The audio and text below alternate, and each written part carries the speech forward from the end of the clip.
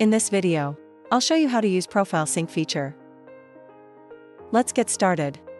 First, select the number of profiles that need to be synchronized at the same time. Here the user has three options. The first is to automatically. The second option is the profile size. The third is to choose manual sorting.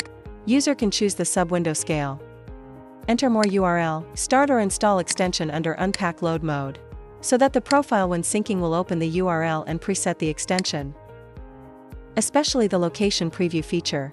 It can help you imagine what your profile will look like when you open it. Then you can click Start.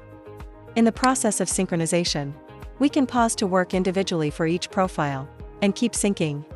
If you find the video helpful, like and subscribe to this channel.